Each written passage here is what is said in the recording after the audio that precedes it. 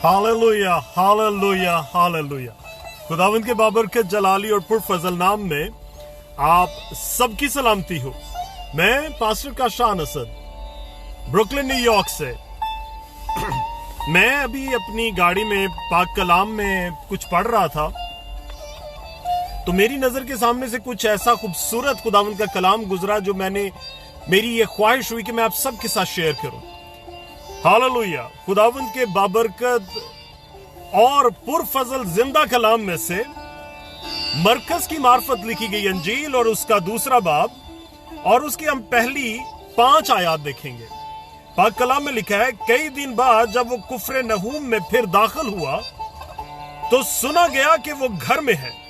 फिर इतने आदमी जमा हो गए कि दरवाजे के पास भी जगह न रही और वो उनको कलाम सुना रहा था।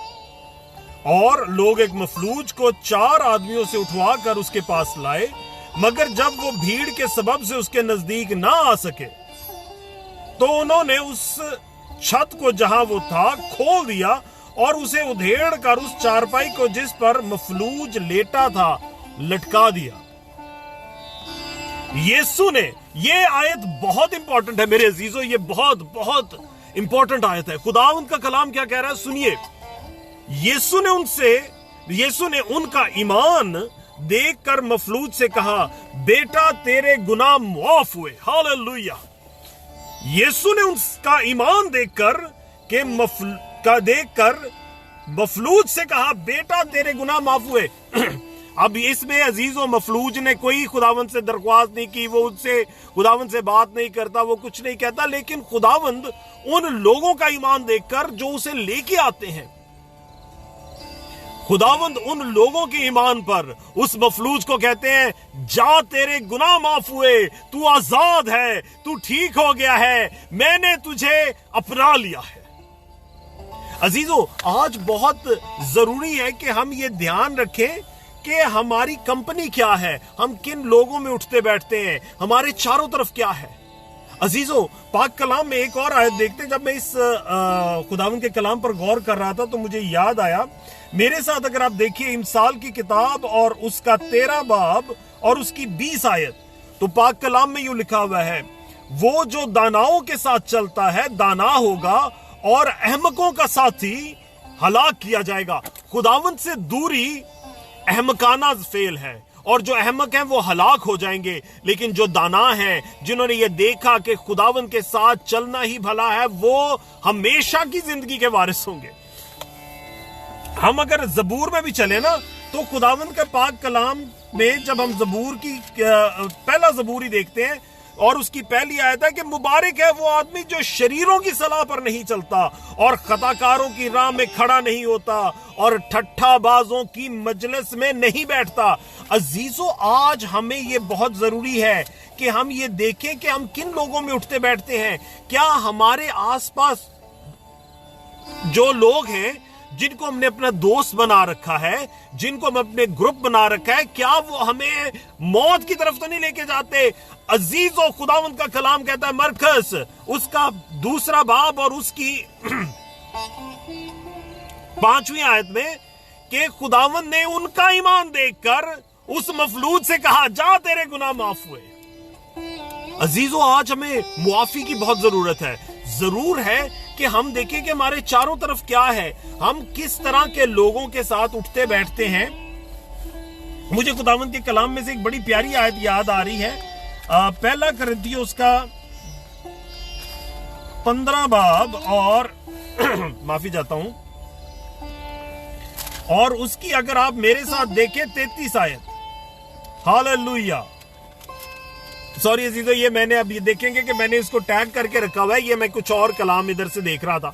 तो क्या लिखा है 33 आयत में, फरेब ना खाओ, बुरी सोहबतें अच्छी आदतों को बिगाड़ देती हैं।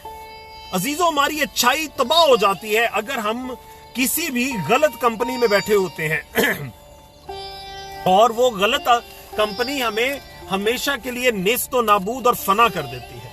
अजीजों, लाजिम है, जरूरी है कि हम अच्छे लोगों के साथ बैठें जो खुदा के लोग हों, ताकि वो हमें खुदा के करीब लेके आए। एक और आयत देखते हैं, क्योंकि मैं कोशिश कर रहा हूं कि जल्दी से आपको खुदावंद का ये भेद आपके साथ शेयर करूं और उसकी बरकत को आपके साथ जरूर शेयर करूं। दूसरा कुरिन्थियों उसका 6 बाब और उसकी 14 आयत, पाक कलाम में लिखा है, बेईमानों के साथ ना हमवार जुए में ना जुतो, क्योंकि रासबाजी और बेदीनी में क्या मेलजोल, या रोशनी और तारीकी में क्या शराकत। अजीजों, गुनाह की किसी भी तरह की दोस्ती, गुनाहगारों के साथ उठना बैठना आपको तारीकी में रखता है और तारीकी मौत है। खुदावंद यीशु जो हकीकी जिंदगी है वो रोशनी है। अजीजों, लाजिम है कि हम आज अपने ऊपर यह गौर करें कि हम कौन से लोगों के साथ उठते बैठते हैं, हमारी कंपनी क्या है। कहीं हम किसी गलत लोगों के साथ उठ बैठकर अपनी हमेशा की जिंदगी को तो दांव पर नहीं लगा रहे? क्या हम उस हमेशा की जिंदगी को हमेशा के लिए जो है वो तबाही के दहाने पर तो नहीं लेके जा रहे? बहुत जरूरी है मेरे प्यारों, मेरे अजीजों, कि हम ये ध्यान रखें कि हम किस जो है ना कंपनी में बैठते हैं, हमारे आसपास लोग क्या हैं। खुदा के कलाम को पढ़ें और खुदा के कलाम से हिदायत लें। अजीजों, खुदावंद का कलाम आपको हिदायत देगा। और फिर जैसे कि मरकस 2 बाब में लिखा है, और वो खुदावंद वैसा ही करेगा, हमारे लिए खुदावंद वैसा ही करेगा। क्या लिखा हुआ है? यीशु ने उनका ईमान देखकर मफलूज से कहा, बेटे तेरे गुनाह माफ हुए। अजीजों, आज बहुत जरूरी है कि हम इस चीज पर बड़े गौर से ध्यान करें कि हमारी जो जिंदगी है वो कहीं गलत कंपनी में तो नहीं है, क्या वो गलत लोगों के साथ तो नहीं है। हमें आज जरूर है कि हम इस बात को बड़ी गौर से समझें कि हमें क्या करना है।